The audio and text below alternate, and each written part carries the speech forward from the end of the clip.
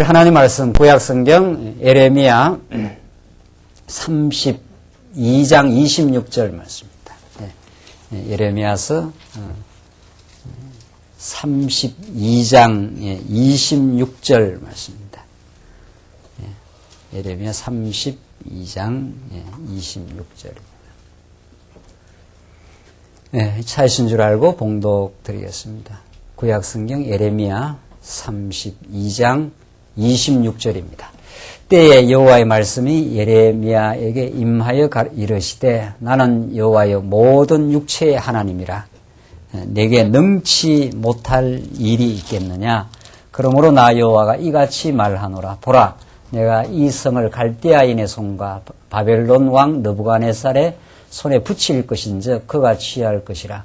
이 성을 치는 갈대아인이 와서 이 성읍에 불을 놓아 성과 집 곧 그 지붕에서 바알에게 분향하며 다른 신들에게 전제를 드려 나를 경록케 한 집들을 사르리니 이는 이스라엘 자손과 유다 자손이 예로부터 내 목전에 악만 행하였음이라.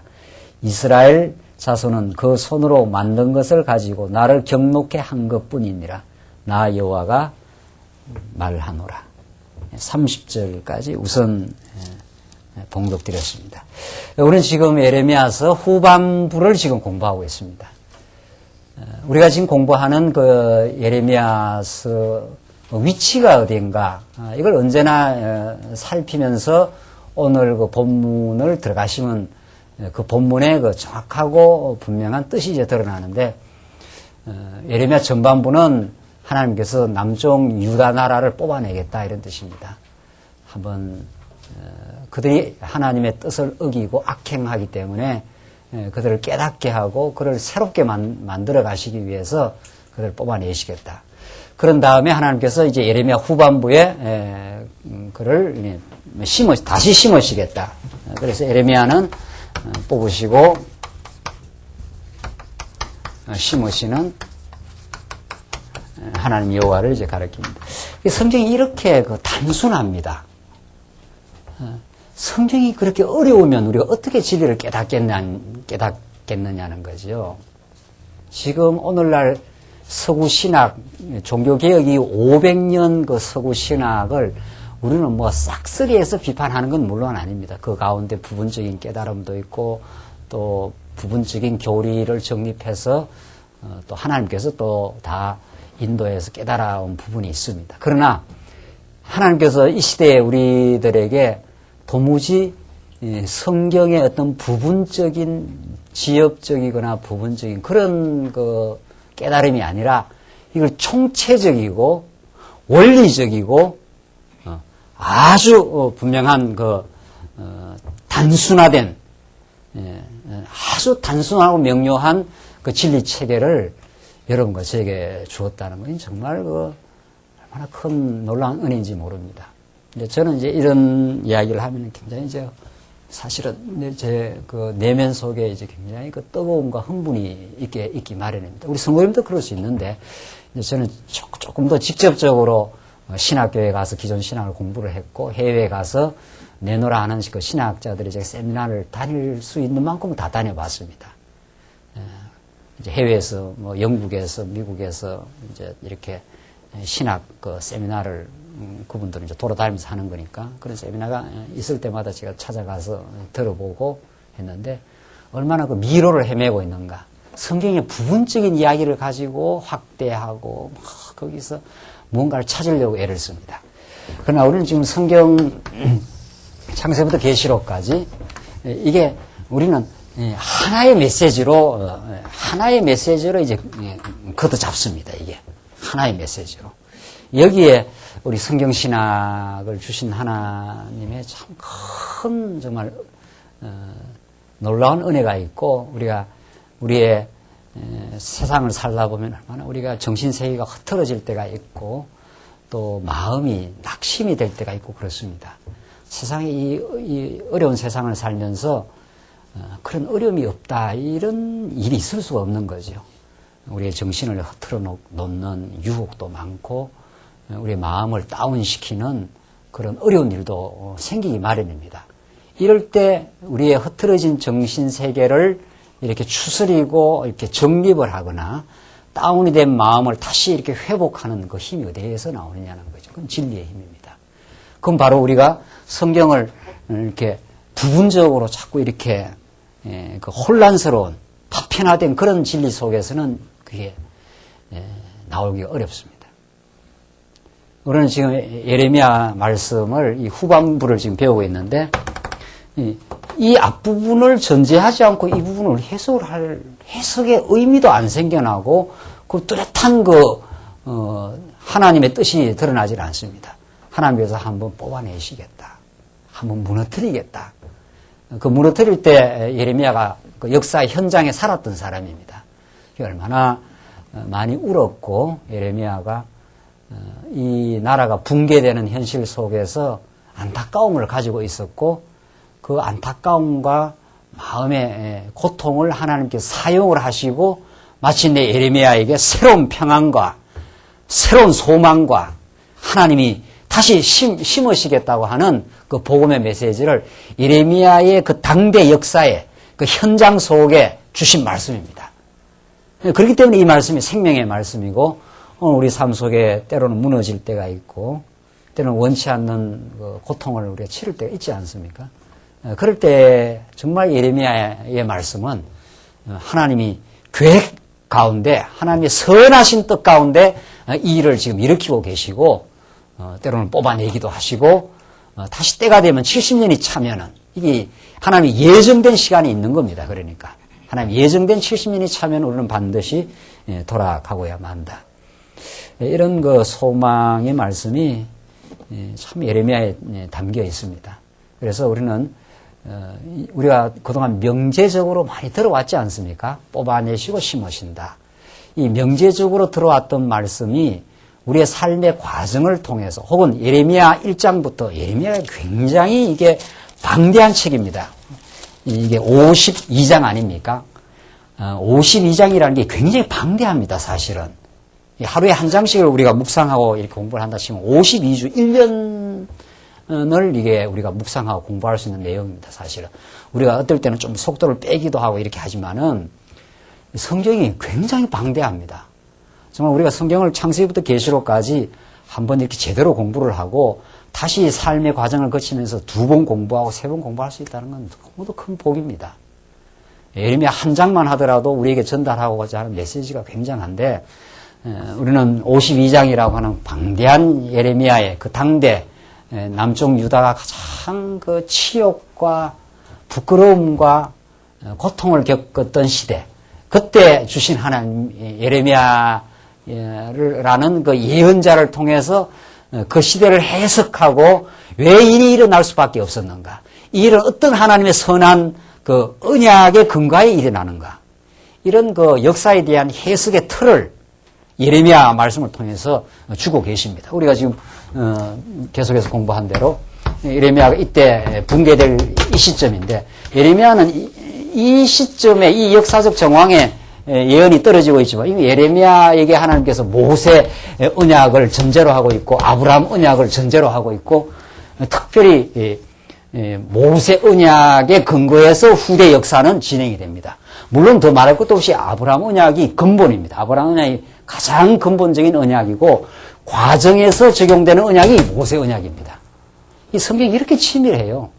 그러니까 우리가 늘 아브라함 언약과 모세 언약의 이 상관성, 이 제가 총신에 있을 때 썼던 논문인데, 그 석사 논문에서 이걸 썼는데, 제가 이제 이걸 공부를 하고, 이 아브라함 언약이 근간이고, 근본이고, 그 다음에 하나님께 주신 모세 언약이 아브라함 언약의 계승입니다. 그러니까, 아브라함에게는 하나님께서, 갈대아우에서 불러내어서 일방적이고 주권적인 언약이죠. 너를 복된 백성이 되게 하겠다, 이런 뜻입니다.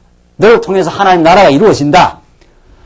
그걸 한 번 더 재확인하는 거죠. 너는 내 백성이 되고 나는 너희의 하나님이 될 것이다. 그런데 너희들이 어떤 존재인가 하면 애굽에서 나왔기 때문에 범죄한다. 연약한 인생이다. 그래서 너희들을 용서하고 새롭게 해주겠다. 이게 모세 언약입니다. 그러니까 아브라함 언약에 근거해서 모세 언약이 주어지고 모세 언약에 근거해서 한번 무너지고 세워지는 거죠. 그러니까 나라가 무너지고 나라가 새로 세워지는 것이 어떤 인간의 행위에 따라서 되는 게 아닙니다. 현상적으로는 행위에 의해서 무너지는 거죠. 그러나 이게 하나님께서 언제 말씀하신 바입니까? 모세 언약을 통해서 말씀하신 바. 그러니까 오늘의 어떤 역사 현실은 인간이 이렇게 하면은 역사가 이렇게 되고 저렇게 하면 저렇게 된다. 이렇게 보는 게 인본주의 아닙니까? 여러분과 저에게 주어진 역사 현실은 이미 이전에 하나님의 계획이 있습니다. 그걸 우리는 언약이라 하지 않습니까? 그래서 그걸 우리가 더 이렇게 밀고 들어가면은 이게 하나님의 작정한 계획이 있다. 이걸 우리는 로고스를 한단 말이죠. 하나님의 작정한 계획이 있어서 그 하나님의 영원한 뜻을 우리가 이루기 위해서 지금 계속 하나님이 언약하고 모세에게 다시 언약하고 예레미야를 통해서 예언을 하고 계시는 거죠. 예레미야서는 이런 방대한 그 역사 해석의 틀을, 언약적인 틀을 가지고 지금 오늘의 예언이 이루어지고 있고 오늘의 그 치밀한 그 구체적인 역사 해석까지 지금 예레미야를 통해 해주고 있는. 너희들이 왜 이 고통을 겪고 있는지를 아느냐? 이것은 너희에게 어떤 깨달음을 주려고 하는지 아느냐? 너희가 지금 다 무너지고 70년 잡혀가지만 다시 돌아오야만 한다. 이런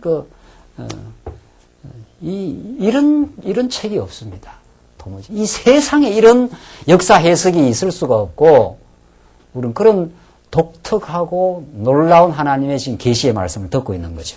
우리 지난 시간에 어떤 말씀이 있었는가 하면은 25절 잠깐 보시면은 지난 시간 마지막 한 기억을 되살리기 위해서 주 여호와여 주께서 내게 은으로 밭을 사며 정인을 세우라 하셨으나 이 성은 갈대아인의 손에 붙임 바 되었나이다. 우리 이거 기억나십니까? 하나님께서 예레미야에게 밭을 사라고 그러는데 이게 지금 일반적인 그 상식적 판단으로는 도저히 그 예레미야가 납득하기가 어렵습니다. 지금 나라가 다 예레미야 지금 눈앞에 불이 타고 있는 현장입니다. 그래서 어떻게 하나님께서 이렇게까지 무너뜨립니까? 지금 이렇게 예레미야가 울면서 지금 예언의 말씀을 받고 있는 거거든요. 근데 밭을 사라니요? 이런 말입니다. 그러니까 주 여호와야 주께서 내게 은으로 밭을 사며 정인을 세우라 하셨으나 지금 뭐 불이 다 타고 나라가 다 지금 거들나는 판인데 밭을 사서 뭘 어떻게 하자는 이야기입니까? 지금 그 말이죠. 이 성은 하셨으나 이 성은 갈대아인의 손에 붙임 바 되었나이다. 자, 그러니까 하나님과 예레미야 이 하나님과 예레미야는 하나님은 예레미야에게 언약 혹은 예언의 말씀을 주시고 예레미야는 그걸 지금 수납하는 과정에서 잘 이해가 안 돼가지고 질문을 하면 하나님이 그 질문을 받아갖고 다시 어떻게 해요? 다시 어떻게 하겠어요? 다시 대답을 해주시고 지금 이런 과정입니다. 이걸 우리가 언약에 근거한 인격적 대화가 지금 하나님과 예레미야 관에 이루어지고 있는 겁니다. 이게 예레미야서가 그런 겁니다. 그러니까 하나님은 근본적으로는 일방적이고 주권적으로 역사를 인도해 가시는데 그 과정을 보면은 하나님은 우리를 인격적이고 하나님은 당신을 하나님의 언약의 대상으로 삼으셔가지고 기계적으로 우리를 섭리한다든가 우리는 깨닫지도 못하는데 막 무지막지하게 섭리하든가 이렇게 하지 않습니다. 이 오늘 내용을 보면 무슨 말인지 아시겠죠? 하나님께서 우리를 예정론을 우리가 이렇게 받아들이면 어떤 예정론을 오해하는가 하면은 그게 뭐 역사적으로 예정론에 대한 비판이 무지하게 있어 왔지 않습니까? 칼빈주의 하면 예정론이다. 그 예정론 깨달으면 교회 생활 오히려 소홀히 하게 되거나 자기 죄를 합리화하게 되거나 다 예정됐다 해가지고 말이죠. 그렇기 때문에 예정론을 가리키면 신앙이 오히려 더 위험하게 된다. 이게 예정론에 대한 비판입니다. 천만의 말씀이죠. 예정론을 곡해하면 그렇게 됩니다. 예정론을 어떤 곡해? 예정론을 결정론으로 곡해한다든가 기계적인 결정론으로 곡해하면 그렇게 됩니다. 근데 예정론은 그게 아니에요. 예정론 하나님이 다 작정대로 끌어가요. 근데 예정론에 입각해서 하나님의 백성들을 끌어가는 과정에 하나님은 그 백성들을 예정하신 뜻 가운데 교육을 시켜갑니다. 깨닫게 하시는 과정을 거쳐간다는 거죠. 그렇죠? 그러니까 예레미야가 지금 하나님의 그 뜻을 들었습니다. 이 나라가 다 붕괴된다. 붕괴되지만 밭을 사라. 그러니까 예레미야가 지금 그 말을 듣고는 지금 그 질문이 여호와여, 그 여호와 하나님 앞에 그 탄원을 하는 거 아닙니까? 질문을 하는 거예요. 그러니까 25절에 주 여호와여, 주께서 내게 은으로 밭을 사며 정인을 세우라 하셨으나 이 성은 갈대아인의 손에 붙임 바 되었나이다. 그래서 내가 이해가 잘 안 됩니다. 그 말은 옆에 갈로에 쳐놓으면 돼요. 예. 지난 시간 우리 거기까지 했죠? 그런 겁니다. 내가 뭐 지금 사라고 하는데 이 성이 갈대아인의 손에 다 붙였는데 사라는 게 무슨 뜻입니까? 그런 그 의아스러운 질문이 옆에 붙어 있습니까? 안 있습니까? 아직도 안 보입니까? 이제 보이십니까? 이제 그렇게 질문을 한 겁니다. 그러니까 뭐 어쩌자고 이렇게 하십니까? 이런 말이죠. 그러니까 26절에 때에는 그 의아스러운 질문을 하나님 앞에 드렸을 때 그런 뜻입니다. 분명하죠? 여호와의 말씀이 예레미야에게 임하여 이르시되, 자, 질문이 들어가면은 그 다음에 하나님은 너무 자비로우신 분이기 때문에 이때 하나님은 교육자로 등장하시거든요. 하나님 우리를 깨닫게 하시고 가르치시는 분이에요. 정말 그렇지 않아요? 그러니까 교육하는 사람은 학생이 어떨 때가 제일 예쁘게 보입니까? 어떨 때가 제일 시원찮게 보입니까? 그 교육하는 사람은 배우는 학생이 잘 이렇게 배우면서 이렇게 하면서 이해가 가면은 고개를 끄덕끄덕 하면 됩니다. 근데 잘 이해가 안 갈 수가 있죠. 지금 삼각함수를 이렇게 풀어가는데 그 따라가고 이해가면은 왜 우리 공부하다 보면 선생님이 뭐 가르치면 학교에서 그 이해가 되면 어떻게 합니까? 이렇게 하죠. 그 아주 좋은 표현입니다. 우리 성도는 그렇게 하시면 참 좋습니다. 이해가면 잘 이해간단 말이지. 근데 어떤 어려운 그 문제로 들어가면 이해가 안 가면 표정을 어떻게 지어야 됩니까? 이해가 안 가는데도 뭐 이해 가는 척하고 끄덕끄덕 그런 학생도 있어요. 아주 그 싹수가 노란 학생이에요. 그러면 안 된다는 거 아니에요? 이해가 안 가면은 어떻게 해야 됩니까? 손을 그려야지요, 손을. 선생님, 이렇게 물어야 그 좋은 학생이에요. 선생님, 내 지금 여기까지는 따라왔는데 이 부분은 제가 좀 이해가 안 갑니다. 다시 설명해 주십시오. 뭐 이렇게 한다든가 조금 더 쉽게 설명해요. 선생님 너무 어렵게 설명을 해서 내가 지금 납득이 잘 안 갑니다. 교육에서 제가 교육학 전공 아닙니까? 교육학. 그렇죠? 교육에서 이 질문이라는 게 얼마나 중요한지 모릅니다. 질문이라는 게.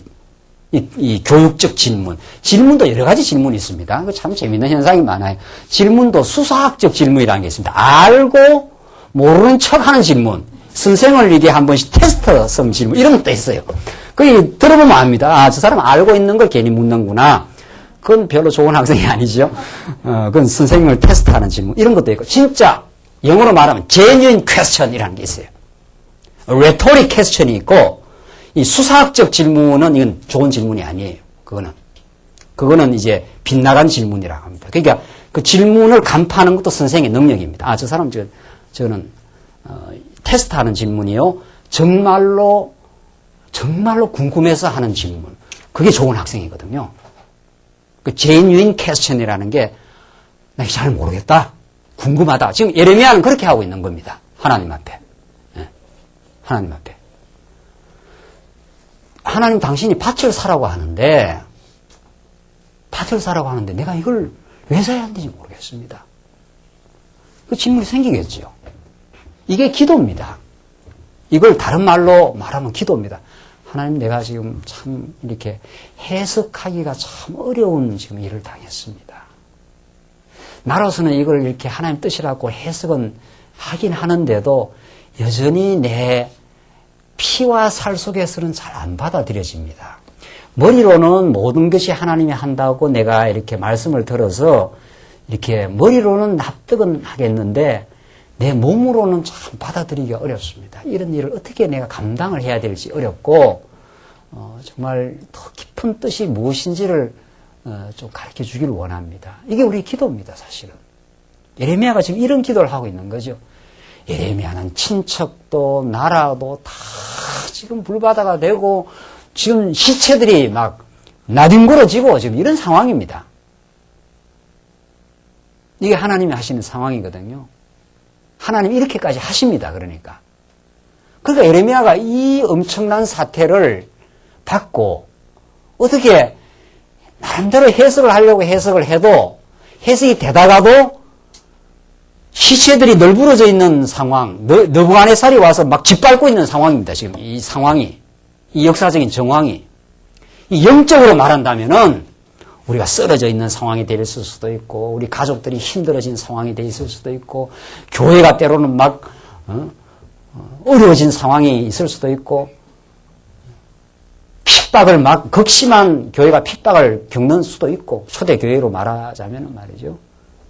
도저히 이게 하나님의 범사를 하나님이 하신다고 알고는 있는데 이렇게 나라가 무너지고 있는데 밭을 사라고 하니까 참 납득이 잘 안 됩니다. 여기에 대한 해명을 좀 해주십시오. 이 말입니다. 그러니까 하나님이 뭐 하십니까? 대답해 주시는 거죠. 그 대답이 어떻게 떨어집니까? 때 여호와의 말씀이 예레미야에게 임하여 가라사대 나는 여호와여 모든 육체의 하나님이라 내게 능치 못할 일이 있겠느냐? 이렇게 대답이 떨어진단 말이죠. 참 정말 이게 놀라운 그 하나님의 드디어 해답이 떨어지고 있습니다. 반드시 우리가 언약의 말씀을 붙들고 하나님 앞으로 나아가고 하나님께 답을 우리가 구하게 되면은 하나님은 자비가 많으신 분이고 교육에 능하신 분입니다. 정말 잘 가르치시는 분이에요. 하나님은 정말 우리에게. 그래서 하나님이 내가 전능한 자가 아니냐. 너가 지금 이 나라가 다 무너졌다고 생각하지만은 다시는 이 나라가 재건설될 수 없다고 생각하지만은 그건 너의 생각이야. 이런 뜻입니다. 지금 예레미야로서는 이 나라가 다시는 회복될 것 같지가 않아요. 바벨론이 도대체 어떤 나라냐 말이죠. 바벨론이라는 나라가 가공할 권력을 가지고 있는 나라입니다. 그 당시로 말하면 그 일대를 전부 지배했던 바벨로니아 제국이라는 거 아닙니까? 우리나라가 미국하고 뭐 싸워서 이기겠어요? 미국이 지금 막 예컨대 한국 모함으로만 밀고 들어왔다. 뭐 끝난 거죠. 나라가 다 거덜난 거죠. 그런 상황입니다. 뭐 우리가 어떻게 힘이나 써보겠습니까? 뭐 밀고 들어와버리면 그냥 뭐 밀리는 거지. 그런 상황이거든요. 그러니까 느헤미야로서는 이 나라가 회복될 것 같지가 않아요. 회복될 것 같지도 않는데 뭐 밭을 사서 뭐 하겠다는 이야기입니까? 지금 그런 거죠. 우리의 삶의 정황, 우리의 삶의 과정에서 그런 일이 있다는 거 아닙니까? 오늘 성경에서 말하는 이런 유다 백성들의 이 전개의 과정, 이 역사의 전개는 오늘의 우리의 영적 삶을 그대로 반영하고 있습니다. 하나님 참 힘듭니다. 이런 부분을 어떻게 해석해야 될지. 정말 무엇을 우리에게 가르쳐 주시려고 이런 정황을 우리에게 허락하십니까? 그럼 하나님께서 대답을 하시기를 내가 능치 못한 일이 있겠느냐? 이렇게 등장한단 말이죠. 이게 예레미야에게는 해답으로 지금 떨어지는 말씀입니다. 다시 말해서 내가 전능자 아니냐? 지금 이렇게. 우리가 지금 성경의 전체적인 주제가 뭡니까? 전체적인 주제가? 성경의 전체적인 주제가 뭡니까? 하나님은 어떻게 해요? 예, 여호와시다. 이게 성경에 우리가 성경 어떤 부분, 어떤 사건을 깨달아도 마지막의 주제를 깨닫는 거 아닙니까? 이 하나님이라는 건 우리가 우리말로 번역할 때 하나님이라고 번역했고, 영어로 하면 뭐 God 이렇게 되는 거 아니에요? 그러나 그건 다 번역어일 뿐이고, 진짜 의미가 뭡니까? 엘로힘이에요. 이게 엘로힘, 히브리어로. 전능자, 이런 뜻이란 말이죠. 이 하나님이라는 원래 의미가 그 하나님, 우리는 한 분이신 하나님, 이거는 어디까지나 우리 말로 번역할 때 그렇게 번역을 했을 뿐이지 그의 근본 뜻은 전능자입니다. 내가 전능자가 아니냐? 태초에 엘로힘이 천지를 창조하시니라. 그때 엘로힘입니다. 이게 창세기 1장 앞부분은 전부 엘로힘으로 나와요. 그리고 1장 28절을 지나가면서 여호와께서 이렇게 등장한단 말이죠. 왜냐하면 엘로힘 대신은 전능자 하나님이 1장 28절에서 자손을 생육하고 번성하라. 땅을 정복하라. 다스리라는 그 언약의 말씀이 나오거든요. 그러니까 창세기 1장 앞부분은 하나님 여호와로, 엘로힘으로 이름이 그래요. 창세기. 하나님이 천지를 창조하시나 여호와가 천지를 창조하시나 이렇게 말이 안 나가잖아요. 근데 1장 28절을 지나면은 2장에 나가보면은 뭐라 그럽니까? 여호와께서 이렇게 나간단 말이죠. 왜 그래요? 하나님 그 1장 28절에 뭐를 해놨기 때문에? 언약을 했기 때문에 언약하신 하나님이 이제 언약을 이루어 가겠다 이런 뜻입니다. 그래서 이 두 개를 결합하면 우리가 깨닫는 천지를 지으신 전능하신 하나님이 무엇을 못하겠느냐 이런 뜻입니다. 창세기 1장, 2장의 메시지가 성경 전체를 가로지르는 거죠. 관통하는 메시지죠. 우리는 성경을 부분을 봐도 뭐를 보는 겁니까? 전체를 보는 겁니다. 전체를 보고 부분을 보고 부분을 보고 뭘 보고 전체. 사과의 씨앗을 보면은 사과 뭐를 보는 겁니까? 그러니까 사과나무 전체가 그 씨앗 안에 들어있죠. 여러분의 한 인생의 드라마가 무슨 드라마를 반영하고 있습니까? 우주의 역사의 드라마의 반영입니다. 그래서 동양 철학자들이 옛날에 우리 한 사람을 뭐라고 했습니까? 소우주라 그러거든요. 소우주. 그러니까 한 영혼에게 우주의 무게가 걸려 있습니다. 사실은. 하나님 우리를 그렇게 대접을 하셔요. 이게 우리 기독교 인간관이거든요. 우리 한 인생이라는 게 그렇게 하찮은 게 아닙니다. 하나님 보실 때. 여러분의 자녀가 하찮습니까? 뭐라도 해서 아이가 뭐 힘들어지면 하려고 하고 그러지 않습니까? 그런 것처럼 하나님은 우리의 인생을 하찮게 대접하거나 소홀하게 하거나 그렇지 않습니다. 우주의 무게가 한 영혼에게 걸려있고 우리의 과거의 모든 삶 속에 하나님의 기이하고 놀라운 손길이 있습니다.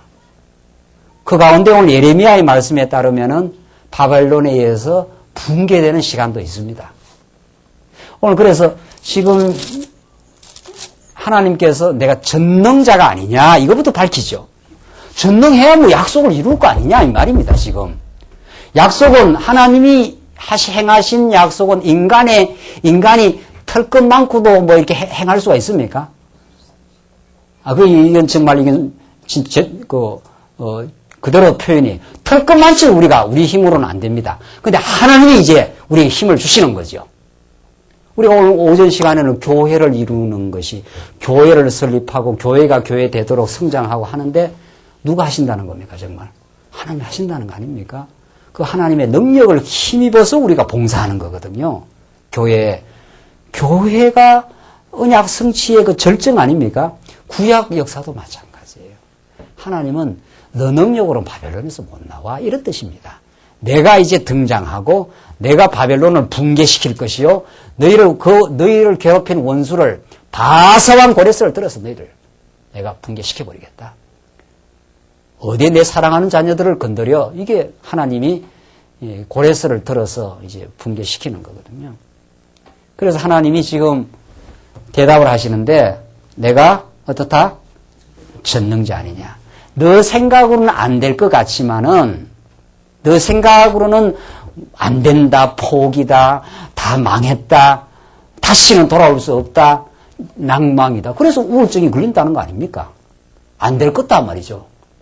안 될 그때가 하나님이 일하실 때입니다. 이제. 깊은 우울의 과정을 거치면은 새로운 소망이 이제 떠오르기 시작합니다. 이게 하나님이 언제나 하시는 일입니다. 그러니까 우울도 뭐 적당히 겪으면 안 돼요. 막 한번 우울하려면 한 달 좀 가야 돼요. 한 달. 2, 3일 가갖고 우울증 그러면 안 되고 막 한 달 가서 다 끝났다. 정말. 한 달 가라니까 진짜 한 달까지 가지 마시고 제가 이게 표현을 한 거예요. 그냥. 예컨대 그렇다 이 말입니다. 내가 뭔가 할 수 있다 하면 그 과정이 더 길어집니다. 다 포기하고 이제 하나님 하시옵소서. 하나님 하시면 됩니다. 이게 우리의 소망 아닙니까? 거기에 힘을 얻어야 되지. 지금 28절이 그렇습니다. 그러므로 나 여호와가 이같이 말하노라. 보라, 내가 이 성을 갈대아인의 손과 바벨론 왕 느부갓네살의 손에 붙일 것인즉 그가 취할 것이라. 이 붙일 것인적이라는 말이 이게 성경에 참 굉장히 중요한 이 관용어입니다. 자주 반복되는 언어란 말이죠. 하나님이 우리를 한번 무너뜨리게 할 때도 옆에 뭐를 붙여서 무너뜨리고 또 회복을 시킬 때도 어떻게 옆에 어떻게 해요? 붙여서 회복을 시킵니다. 사업이 한번 망하려고 하면 사기꾼 같은 인간이 붙어서 망하고 사업이 되려고 할 때도 좋은 그 어떤 사업 소스를 주는 사람이 붙어서 되기도 하고 그런 겁니다. 그러니까 하나님은 정말 어떻게 해요? 붙여주시는 하나님입니다. 붙여주시는 하나님. 그거 정말 맞아요. 성경에 나온 대로요. 바벨론을 갖다 붙이면은 유다가 무너지게 돼 있습니다. 고레스 왕을 갖다 붙이면은 살아나게 돼 있어요. 여러분 주변에 누가 붙어 있습니까? 잘 한번 보십시오. 여러분 주변에. 또 우리를 이렇게 한번 연단을 줄 때도 뭘 붙어요. 뭐가 붙어. 우리 회복시킬 때도 우리 옆에 뭐가 붙습니다. 그래서 하나님이 하신다는 말이 그런 뜻입니다. 하나님이 이렇게 등장하시는 게 아니고 하나님이 이렇게 하나님이 쓰는 도구들이 많거든요. 욥을 한번 망하게 하려면 뭐를 하나 붙입니까? 사단을 붙여갖고 욥한테 사단이 갈대아인들을 동원해서 욥의 집안을 전부 어떻게 해요? 왕창 무너뜨리게 하잖아요. 그게 욥이 다 무너지는 거죠. 또 욥을 회복시키려면 또 어떻게 해요? 욥을 회복시키려면 그 악바리 같은 친구들이 와도 욥에게 하나님께서 진리의 말씀을 자꾸 깨닫게 하고 하면 욥이 회복이 돼요. 또 요셉이 망해지는 것도 형들을 그 시기하는 마음을 붙이면 요셉이 감옥에 들어가고 보디발의 아내 같은 그런 여자를 뭐라 그래야 됩니까? 뭐 적당한 말이 안 떠오르네요. 적당한 그런 뭐라고 말을 붙여야 되는데 아주 악랄한 여자들이 많이 악랄한가 봐요. 여자들이 남자들이 성경에는 그렇게 남자도 그런 게 많나요? 다윗도 그러네요. 다윗도 아주 사악하지 않아요? 사악할 때 여자나 남자나 그렇게 붙이면은 무너집니다. 그런데 요셉이 회복될 때 어떻습니까? 누구를 또 붙여요? 요셉이 그냥 나왔습니까? 떡 맡은 자, 술 맡은 자, 요셉한테 와갖고 꿈 해몽해달라고 요셉이 꿈을 잘 해몽하는 은사를 가지고 있으면 뭐합니까? 뭐가 붙어야 그 은사를 실현을 하지요. 그래갖고 그 사람이 나오고 왕한테, 이 요셉이라는 사람이 꿈을 잘 해몽하는 사람이 기가 막힌 신통력을 가진 사람이 있습니다. 이래갖고 요셉이 나오지 않아요. 그러니까 여러분과 저가 어떤 상황이 풀리기 시작하려면은 그렇게 붙입니다. 상황이 어렵게 되려면은 귀신이 하나 붙어요. 귀신이 붙는다고요. 그러면 그건 계속 어려운 길 가는 거예요. 그러나 귀신도 하나님의 다 주권 속에 있기 때문에 아주 가지 않습니다. 하나님이 그만하면 귀신이 하고 물러나게 되어 있습니다. 다. 실감이 안 납니까? 실감이 정말 그렇습니다. 정말로. 하나님께서 바벨론 왕 느부갓네살의 손에 붙일 것인즉 그가 취할 것이야. 하나님이 붙이니까 나라가 붕괴되는 거지. 어떻게 할 도리가 있습니까? 29절 이 성을 치는 갈대아인이 와서 이 성읍에 불을 놓는다는 거 아닙니까? 성과 집, 그 지붕에서 바알을 분양하며 다른 신들에게 전제를 드려 나를 경록해 한 집들을 사르리니. 자, 지금 바벨론이 와서 뭐를 사른다는 겁니까? 우상 단지를 다 사른다 이런 뜻입니다. 그러니까 바벨론이 와야 이스라엘 백성들의 불순한 우상 단지들이 다 어떻게 됩니까? 사르게 되죠. 궁극적으로 바벨론이 와서 거들내는 것은 나라를 거들내는 게 아니고 궁극적으로 말하면 유다 나라에서 없어져야 될 뭐를 지금 사르는 겁니까? 우상 숭배하던 그걸 다 사라는 거예요. 이게 하나님의 영광로라는 겁니다. 하나님의 연단이라는 겁니다. 여러분과 저에게 주어지는 연단은 우리에게서 없어져야 될 신약적으로 말하면 옛사람의 소욕들입니다. 시기요, 분쟁이요, 탐욕이요, 어리석음이요. 지금 오늘 구약이 그런 거죠. 30절. 이는 이스라엘 자손과 유다 자손이 예로부터 내 목전에 뭐라고 했습니까? 악만 행하였습니다. 참 이스라엘 백성들의 그 어리석은 악행은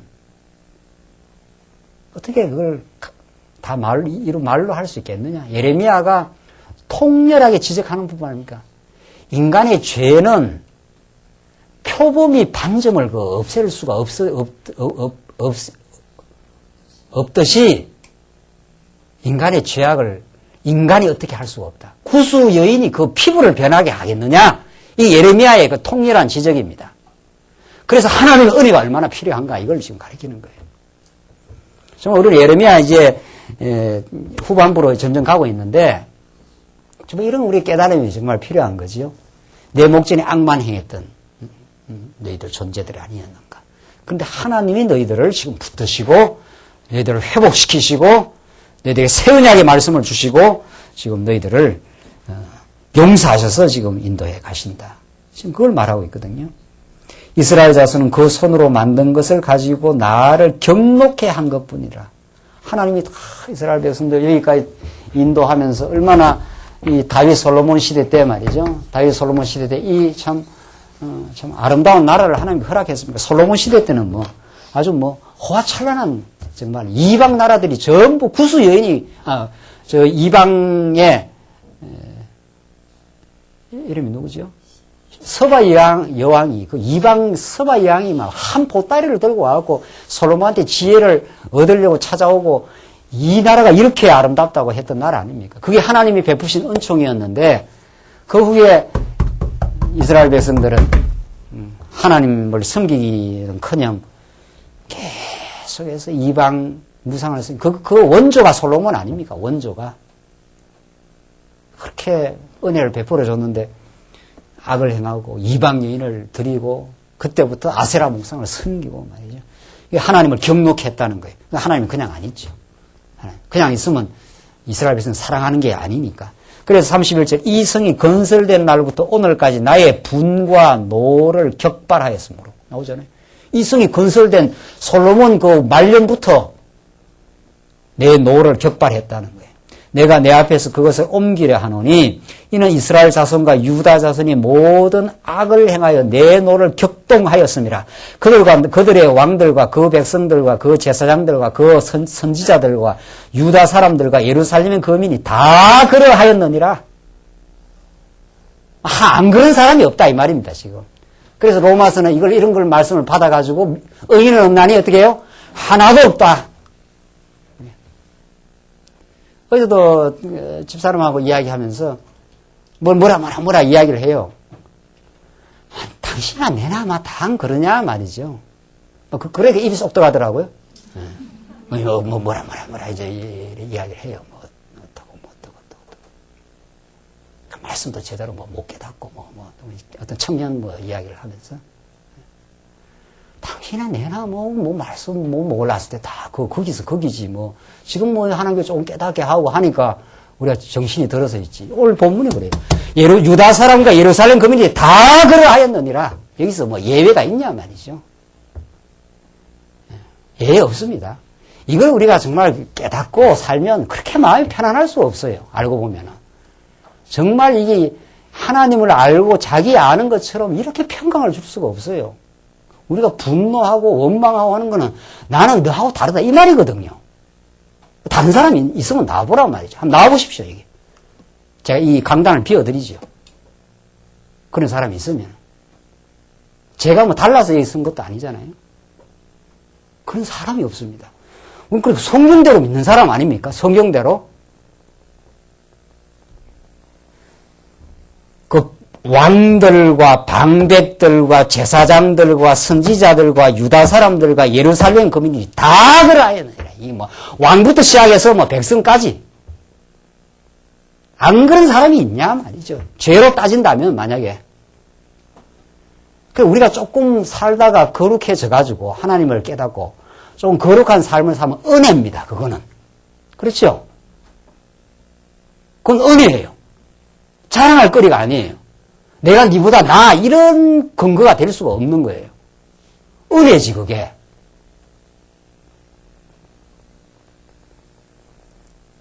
우리 예레미야의 말씀을 왜 듣습니까? 이거 우리의 양식으로 들을 때 얼마나 우리가 이 머리가 정돈이 됩니까? 흐트러져 있다가 막 분노하고 막 정죄하고 판단하고 이러다가 이런 말씀 들으면 아이쿠 뭐 그 사람이란 내나 그 사람은 좀 안 붙들어 주니까 그런 거고 나는 좀 붙들어 주니까 이렇게 오늘 주일날 교회 나와서 신앙생활 하고 그런 것뿐이에요.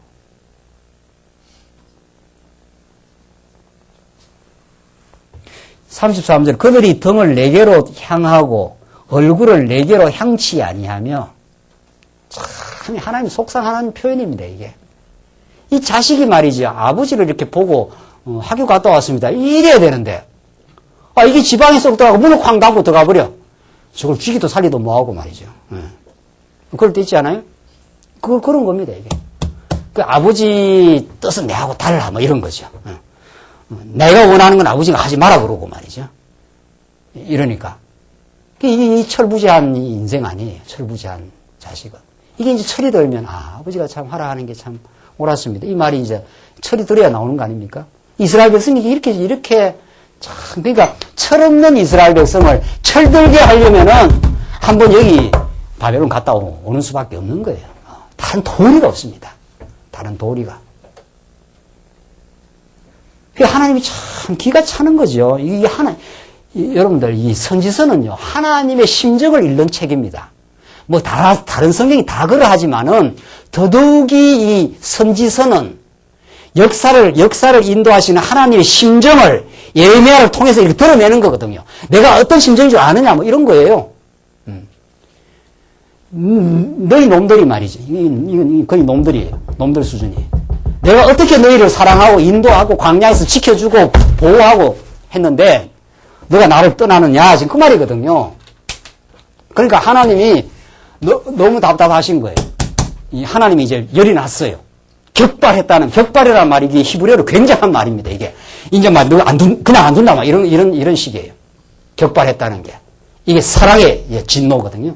그러니까 하나님이 예레미야라고 하는 한 선지자를 통해서 선지자는 하나님의 심정을 이스라엘 백성들에게 전달하고 있는 중입니다. 내가 너를 얼마나 사랑하는 줄 아느냐 이 말이거든요.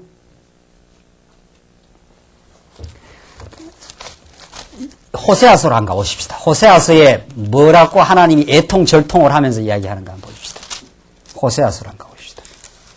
호세아서 11장 8절을 한번 보십시다. 이게 뭐 예레미야나 호세아나 이제 심정을 전달하는 표현들인데 하나님의 언약적 사랑을 호세아서 11장 8절을 한번 보십시다. 11장 8절을. 오늘 예레미야의 심정, 호세아의 심정 다 하나님 뜻인데 한번 보십시오. 11장 8절 에브라임이여 내가 어찌 너를 놓겠느냐 이스라엘이여 내가 어찌 너를 버리겠느냐 내가 어찌 너를 아드마같이 놓겠느냐 어찌 내가 스보임같이 두겠느냐 내 마음이 내 속에서 돌아서 마음이 막 돈다는 거예요. 이 마음이 막 뜨거워가지고 나의 긍휼이 온전히 불붙듯 하도다. 내가 나의 맹렬한 진노를 바라지 아니하면 내가 다시는 에브라임을 멸하지 아니하리니 이는 내가 사람이 아니요 하나님이라 나는 내 가운데 거하는 거룩한 자니 진노함으로 내게 임하지 아니하리라. 이 8절에서 하나님이 펄펄펄펄 끓는 사랑을 지금 표현하는 거죠. 내가 어찌 너를 놓겠느냐 지금 그 말입니다. 너희들을 한번 때리기는 하지만은 어떻게 내가 너를 놓겠느냐. 이게 지금 호세아서 철딱선이 없는 남쪽 유다 철없는 여인을 향한 그 사랑한 남편의 심정을 이렇게 표현하고 있습니다. 지금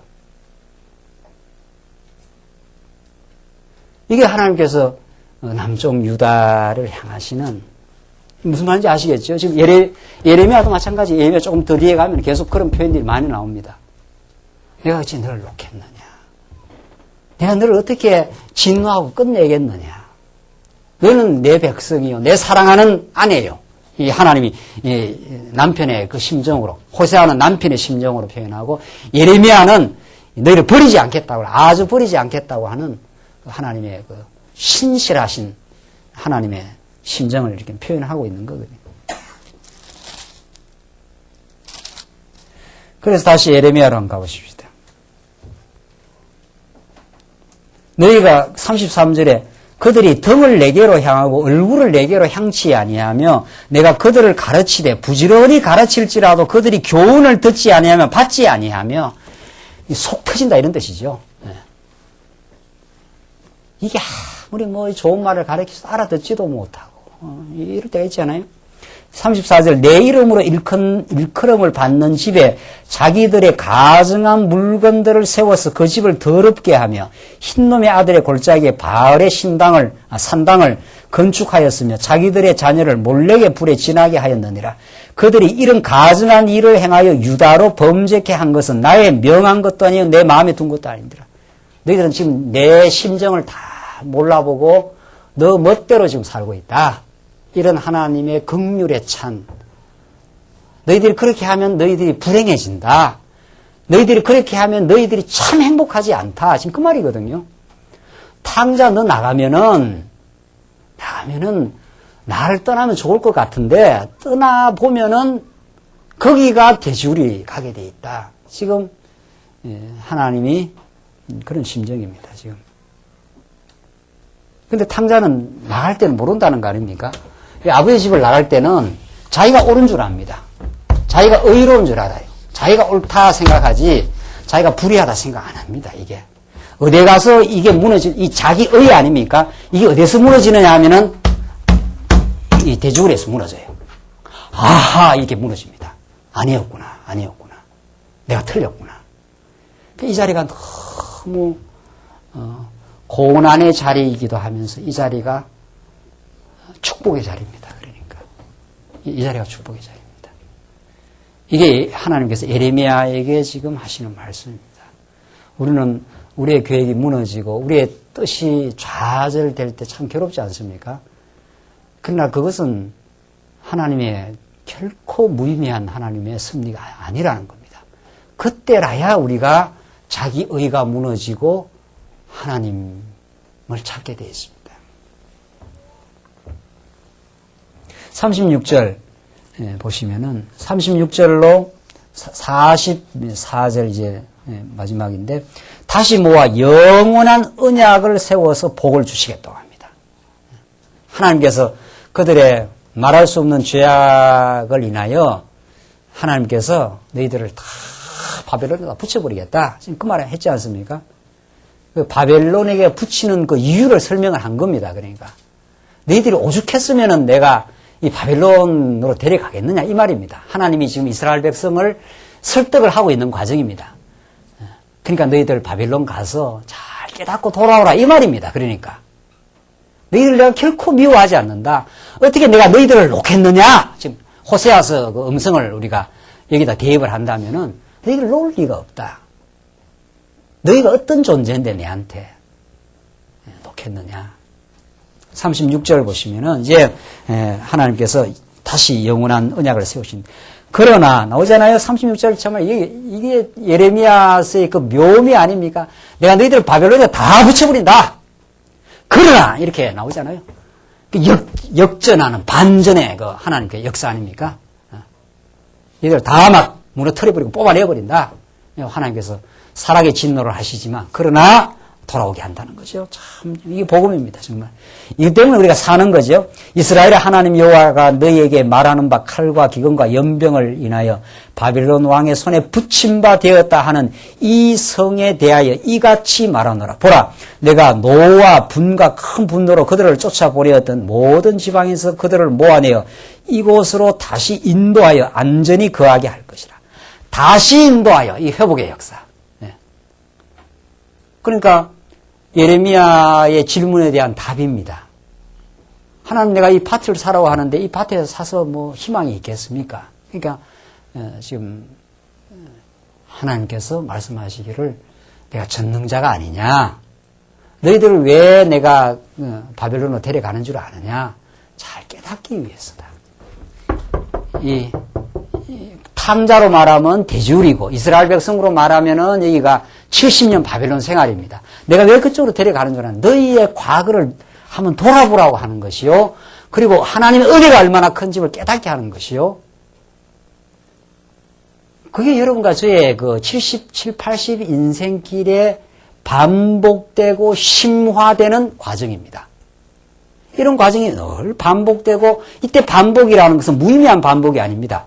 어릴 때 한 번 단계 성장하려면 또 그런 과정을 거치고, 초등학교, 중학교 건너가면서 계속 우리는 새로운 깨달음, 새로운 자기 발견, 새로운 뉘우침, 그리고 새로운 은혜의 성장. 이게 죽는 날까지 되는 거죠. 이런 성장의 맛을 본 사람은 신앙생활이 얼마나 소망적인지 모릅니다. 이런 성장의 맛을 본 사람은. 연세가 들면 들수록 더욱 기대감이 생기고, 더욱 새로운 자기의 성장감을 맛보면서 참 기쁨이 있습니다, 우리는. 그것이 지금 이스라엘 백성들에게 지금 하시는 말씀이라는 거죠. 다시 인도하여 안전히 거하게 할 것이라. 참 얼마나 복된 말씀입니다. 38절, 그들은 내 백성이 되겠고 나는 그들의 하나님이 될 것이며. 이 38절, 이게 누구한테 한 약속입니까? 네? 이게 누구한테요? 이게 제일 처음 모세한테 한 언약의 메시지입니다. 아브라함에게 한 거는 이게 약간 뉘앙스가 달라요. 그 본질은 똑같지 않아요. 아브라함에게는 내가 너를 어떻게 한다? 복을 주고 만민의 조상이 되게 하겠다. 너를 축복하는 자를 축복하고 너를 저주하는 자를 저주하겠다고 거의 일방적인 선포지요. 거의가 아니고 일방적인 선포죠. 여기도 일방적인데 그 표현 양식이 좀 달라져요. 너희는 뭐가 되고 내 백성이 되고 나는 너희의 뭐가 된다? 하나님이 되어주겠다. 그러니까 요 아브라함 언약에 근거해서 너희들은 내 백성 삼는다 이런 뜻입니다. 보배로운 백성을 삼기 때문에 너희들이 마침내 가나안 땅 들어가기까지, 마침내 예수가 오기까지, 영원히 천국이 이루어지기까지 너희들은 나의 품 안에서 결국은 살게 되고 말 것이다. 그 말이죠. 이게 38절이 언약의 공식입니다. 내가 그들에게 한 마음과 한 도를 주어, 이제는 분열된 마음이 아니라 한 마음과 한 도를 주어 자기들과 자기 후손의 복을 위하여 항상 나를 경외하게 하고, 항상 이제 하나님을 경외하고. 그래서 이게 탕자가 여기 돌아와서 또 나갑니다. 이리 하는 그 탕자가 있습니까, 세상에? 안 그렇습니다. 또 나가도 뭐 용서할 건데, 이렇지 않습니다. 하나님, 아버지, 내가 평생을 이제 아버지를 섬기며 살겠습니다. 그런 거 아닙니까? 그런 마음가짐이 생겨나듯이, 지금 이스라엘 백성들이 돌아와서 자기와 자기의 후손들의 복을 항상 경외하며, 하나님 경외하는 게 이스라엘 백성들의 대대로 복이라는 겁니다. 40절, 내가 그들에게 복을 주기 위하여 그들을 떠나지 아니하리라 하는 영영한 뭐라 그럽니까? 언약을 그들에게 세우고 하잖아요. 참 성경에서 이 언약의 말씀을 떠나서 어떻게 성경을 해석을 하겠어요, 도대체. 이 언약의 메시지가 없이. 그러니까 우리가 지금 언약 성취라는 말은 뭐 이렇게 인간적으로 이론적으로 만든 말이 아닙니다. 아브라함에게 언약하고 모세에게 언약하고 지금 그 모세의 언약을 다시 한 번 더 회상하면서 예레미야가 다시 지금 거론하지 않아요. 너희는 내 백성이 되고 나는 너희 하나님이 되어주겠다. 너희는 범죄했지만 너희를 때려서 한번 용서하고 다시 백성을 삼겠다. 지금 그 말 아닙니까? 41절, 내가 기쁨으로 그들에게 복을 주되 정령이 나의 마음과 정신을 다하여 그들을 이 땅에 심으리라. 하나님이 정성을 다하겠다는 거예요. 참 정말 이런 본문 빨간 줄로 줄 쳐요. 이거는 하나님 우리를 위해서 정성을 다하겠다는 거예요. 세상에 하나님이 정성을 다하는데 누가 감히 당해내요? 그래서 바울은 그걸 로마서에서 뭐라 그럽니까? 하나님이 우리를 위하시면 누가 우리를 어떻게 해요? 대적하리요. 이렇게 말한단 말이죠. 더 이상 우리는 확신을 얻을 수 없어요. 이런 본문에서. 정말. 나 여호와가 이같이 말하노 내가 이 백성에게 이 큰 재앙을 내린 것 같이 허락한 모든 복을 그들에게 내리리라. 재앙을 주어서 깨닫게도 하시지만 복을 주어서 회복시킨다 이 말입니다. 너에게 말하기를 황폐하여 사람이나 짐승이 없으며 갈대아인의 손에 붙임 바 되었다 하는 이 땅에서 사람들이 밭을 사되 드디어 밭을 산다는 거예요. 지금 답을 해준 거 아니에요? 밭을 왜 사야 됩니까? 그러니까 이러해서 너희들 반드시 돌아온다. 내가 전능자가 아니냐? 내가 언약을 지키는 여호와 아니냐? 그러니까 밭을 사는 게 이유가 있다 이 말이죠. 44절 베냐민 땅과 예루살렘 사방과 유다 성읍들과 산지 성읍들과 평지의 성읍들과 남방의 성읍들에 있는 밭을 은으로 사고 정서를 기록하여 임봉하고 정인을 세우리니 이건 하나님이 했다고 도장까지 찍어주겠다. 정인을 세워서. 하나님 하신 일이 아니냐? 이게 한번 뽑았다가 심으시는 일이. 이는 내가 그들의 포로로 돌아오게 함이니라. 여호와의 어떻게 해요? 말이니라. 이대로 반드시 이루어지고야 한다. 그 후의 역사 이루어졌어요? 안 이루어졌어요? 이게 지금 예레미야는 잡혀갈 때 하는 이야기거든요. 70년 만에. 때가 참에 하나님의 회복의 역사는 예레미야 예언대로 모세의 언약대로 이루어졌고 이게 여러분과 저에게는 어떻게 이루어집니까? 메시아 사건을 통해서 이루어진 거예요.